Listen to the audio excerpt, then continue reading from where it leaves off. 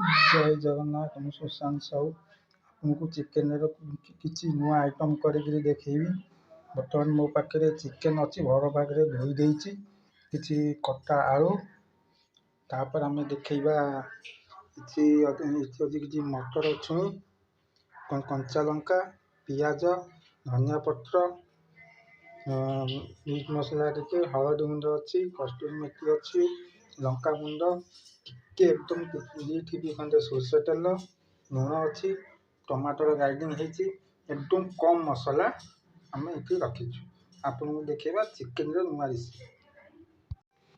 ବର୍ତ୍ତମାନ ଆମେ କ'ଣ କରିବା, ପିଆଜକୁ ଆଡ୍ କରିଦେବା।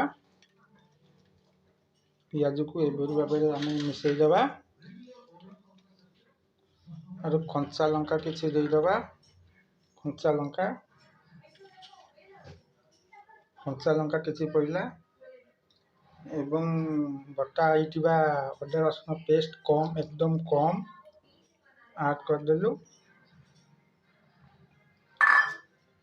ଏବଂ ମିଟ୍ ମସଲା ଟିକେ ଆଡ୍ କଲୁ।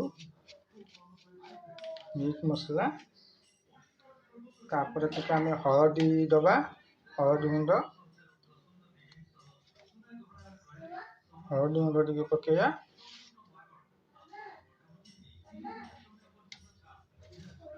ତାପରେ ଟିକେ ଆମର କାଶ୍ମୀରୀ ଲଙ୍କା ଗୁଣ୍ଡ ଦେବା।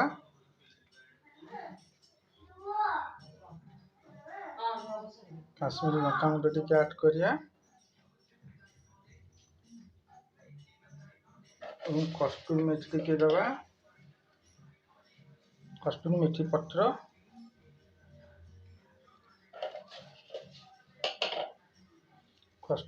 ପତ୍ର ଟିକେ ପଡ଼ିଲା। ଏକଦମ ବଟା ହେଇଥିବା ଟମାଟୋକୁ ଆମେ ଟିକେ ଏମିତି ଭାବେ ଆଡ୍ କରିଦେବା।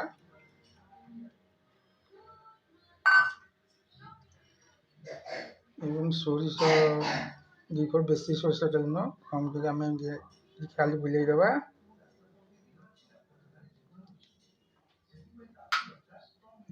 ସ୍ୱାଦ ଅନୁସାରେ ଟିକେ ଲୁଣ ଆଡ୍ କରିଦେବା।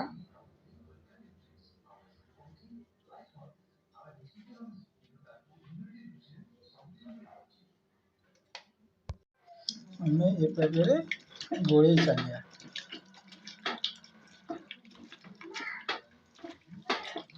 ଏପରି ଗଲେ ଭଲ ଭାବେ ଟିକେ ଘାଣ୍ଟି ମେଲ୍ଟ କରିଦେବା ମିଶେଇକି।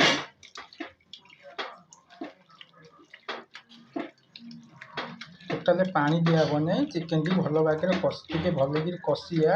ତେଲ ଏକଦମ କମ୍ ପକେଇଛୁ କାରଣ ଆମେ ଖାଲି କଷି ଚାଲିବା, ତଳେ ଯେମିତି ନାଗିବାକୁ ନ ଦେବା।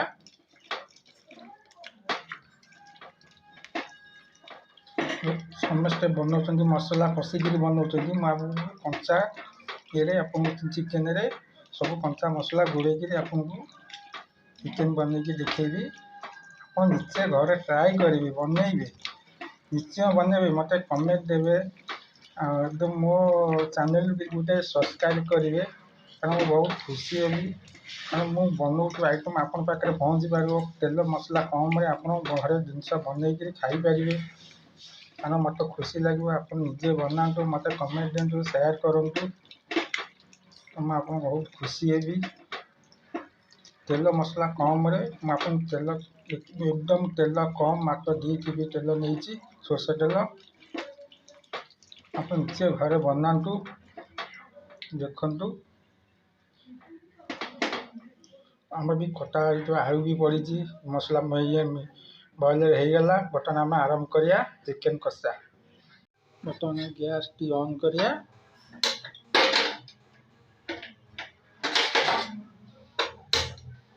ଗ୍ୟାସ୍ ହେଲା, ଆମେ ବର୍ତ୍ତମାନ କଡ଼େଇଟି ଏମିତି ବସେଇଦେବା।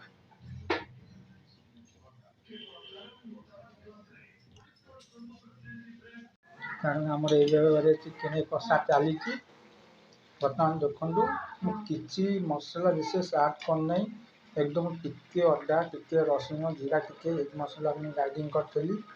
ତାପରେ କଞ୍ଚା ପିଆଜ ବି ଟିକେ ଦେଇଛି, ଟମାଟର ବଟା ଟିକେ ଦେଇଛି, କାଶ୍ମୀରୀ ଲଙ୍କା ଗୁଣ୍ଡ ଟିକେ ଦେଇଛି ଏବଂ କଞ୍ଚା ଆଳୁ ଟିକେ ଚୋପା ଛଡ଼େଇକିରି ମୁଁ ଆଡ୍ କରିଛି ଏବଂ हळदी गुंड लंका गुंड टे मीट मसला मुझे फेवरेट है मीट मसला चिकेन करे कि मटन करे मुझे मीट मसला आड करे मत मीट मसला भारी टेस्ट मोर फेवरेट है मीट मसला कारण चिकेन आमर एमती भाग में घंटा चलती आप निजे खातु घरे निश्चय बनातु मु आपको अनुरोध कर घरे निजे बनातु और देखु कहूँ आपको केमी टेस्ट लगुच कम मसला तेल आप चिकेन करेंगे बहुत पार्टी टेस्ट लगे कारण तेल मसला बेसी खाइले आम देहपाई भल नुह कारण आम जिते कम मसला चिकेन कर चिकेन जो आइंस करूँ तेल मसला कम दिंतु आपको बहुत भल लगे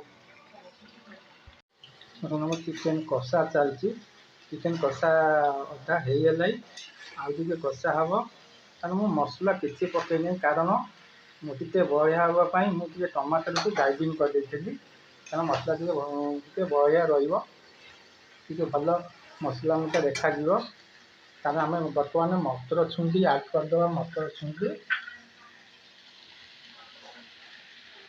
हमारे मटर छुई कटा को आड कर छोपा छड़ी छड़ा हो जाए मटर छुई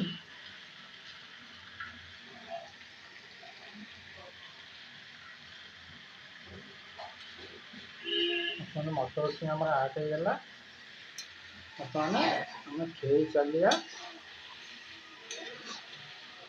बहुत फ्लेवर भल आसला एकदम बढ़िया देखा कारण भल कि कषिले आइंसिना पाटा मरीज चिकेन टे आइंसिना लगे भल कि कषा चलते पा टोटाल दिखाई नहीं आइंस पा रोचे चिकेन चिकेन एमती कषि चले टोटाल आप पा देवे ना सब यूज कर पा देवे ना खाली कषि चलिए तले न लगे कषि चलिए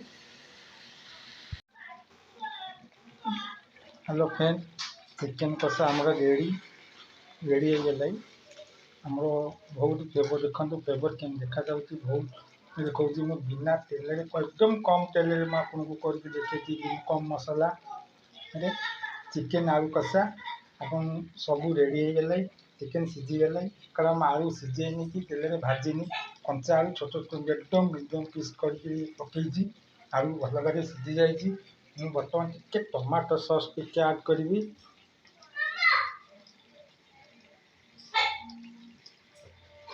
टे टमाटो सॉस टे बेसी नुह कम हम आड करी टमाटो सॉस हमारा आड होगा आगे फेर दबा